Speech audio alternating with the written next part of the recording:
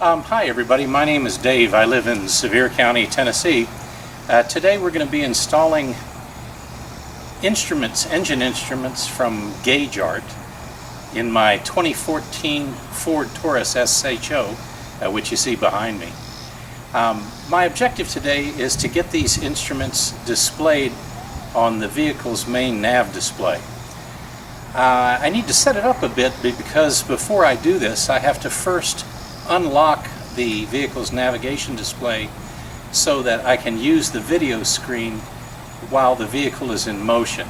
Normally these characteristics are inhibited by the manufacturer.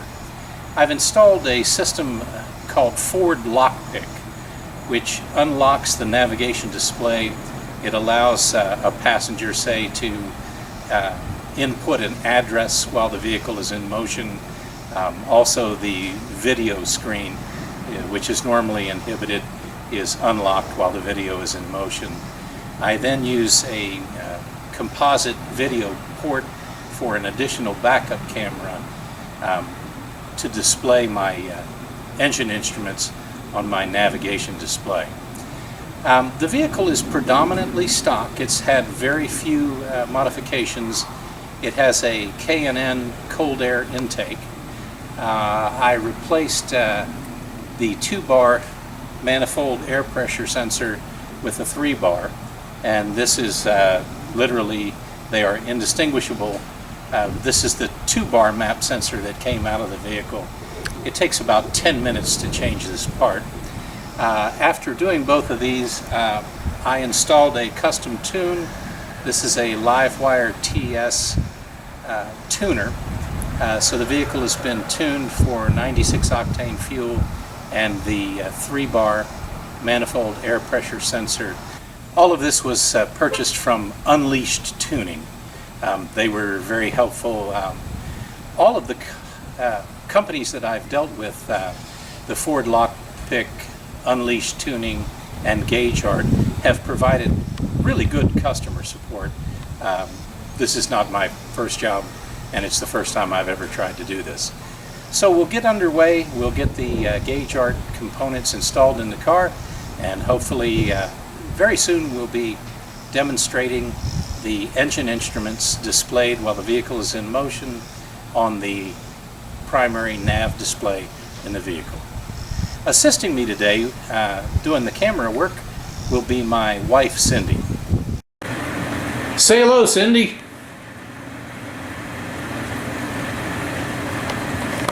She's really excited about this project.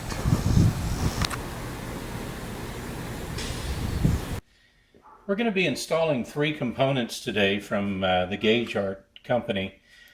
This one in the middle here is the main brain of the system. And this converts the signals from the engine computer to video signals to be displayed. However, it's not a standalone unit, and we need at least one more component, and that differs with which type of ECM you have and which port. So we'll be installing today in a 2014 Ford Taurus SHO, and this is a CAN OBD link, and this component allows communication between the main component and the engine computer. Because I want to display my gauges on the navigation display in the vehicle, I need yet a third component. The reason for that is that the output of this main component is only VGA, which is fine if you have a standalone display unit. Most of those utilize VGA. But because I want to use the main navigation display of my vehicle as my gauge cluster, the video input to most of those is component, and mine is no exception. Because of that, also from GuageArt, we have a converter that we're going to install that converts the VGA signal into component video output so that it can be displayed on the main navigation display of the vehicle. These are the only wires we'll be using today.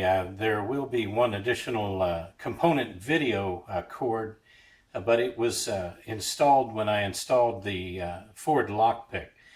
So at that time I ran the component video cable that I knew I would be needing through the radio rack of the vehicle.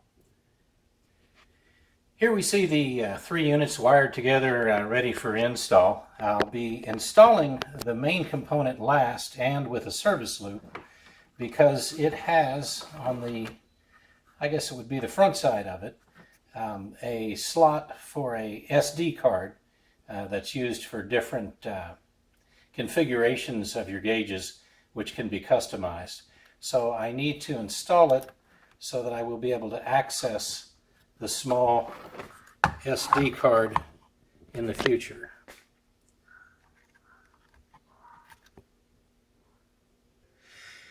When I first evaluated my installation instructions, I came to the assumption that my unit would be powered by the OBD port. However, that was not the case with my install, so I had to find power and a ground. I did that by going to the automotive store and buying Add a Circuit. However, the first one I bought, which you can see here, was not deep enough to go into the fuse box of my 2014 Ford. As you can tell, this dimension here on this unit, quite a bit longer than this one here. This second one on the right was deep enough to go into the fuse box and provide me power for the installation. You can see in the background these are batteries for a weed eater. We will not be utilizing these today for any reason under any circumstances. So the installation just about complete now. I'm under the dashboard of the 2014 Ford Taurus.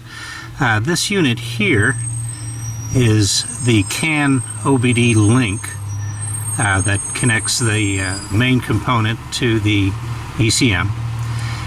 It doesn't need to be accessed, so it was mounted first and deepest. A little closer and where I could actually get to it if I want to. This is the GuageArt VGA to composite video adapter, and I mounted it so that the adjustments could be accessed while installed if needed to be.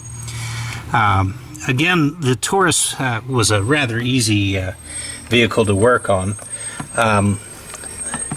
Here we see with a service loop the main component of the system, the bus video gauge adapter. It's been installed with a service loop so that I could access the SD card when and if I need to.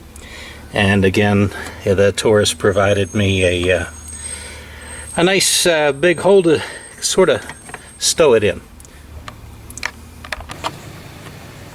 Here we see the completed install. As you can see, there are no wires, completely unobtrusive. Only one plug in the OBD port, which is barely noticeable. Otherwise, no wires to look at, completely clean install. Although the purpose of this video is to demonstrate the GuageArt display, or the GuageArt engine instruments on the vehicle's primary navigation display, I feel like I first need to explain the functions of the Ford lockpick that I've previously installed. I've set my cruise control on 74 miles an hour.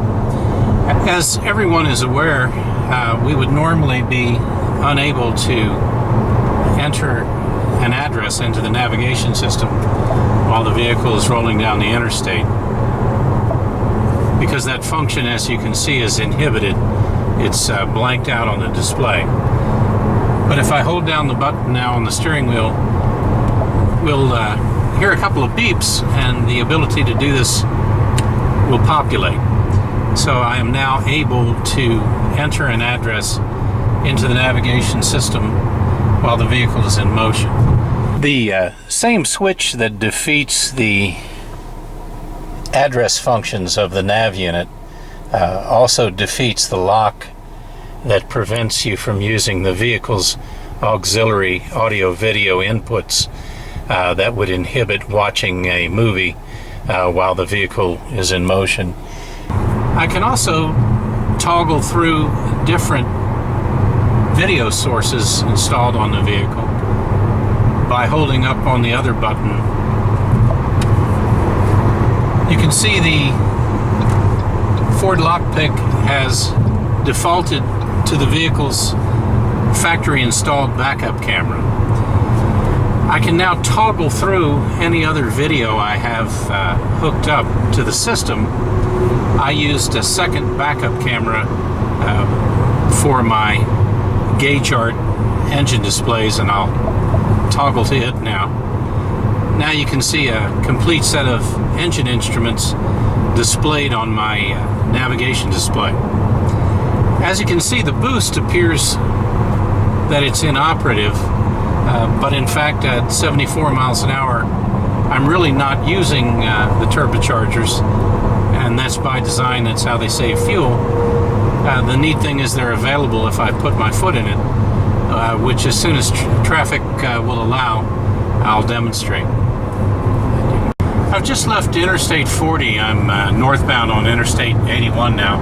It looks like traffic will allow me to put my foot in it, so I'll demonstrate the boost pressure gauge and the other engine instruments working. Leaving 85, I'll head for 110 or so now.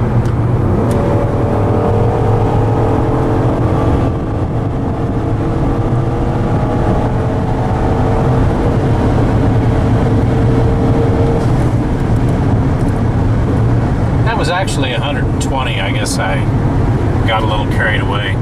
I'll do another demonstration of the gauges as the vehicle decelerates.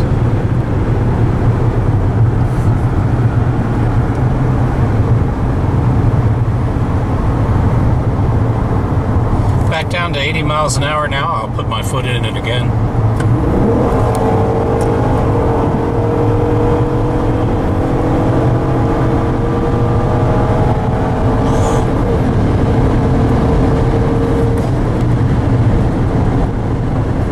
The vehicle speed is at 78 miles an hour now. I'll put my foot in it again.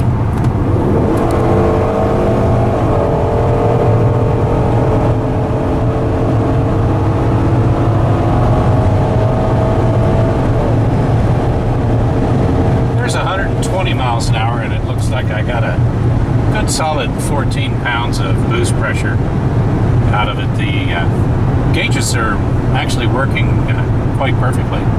It's a very nice display, in my opinion, and very convenient having it on the main navigation display. I hope you've enjoyed the video. Thank you for watching. Have a good day.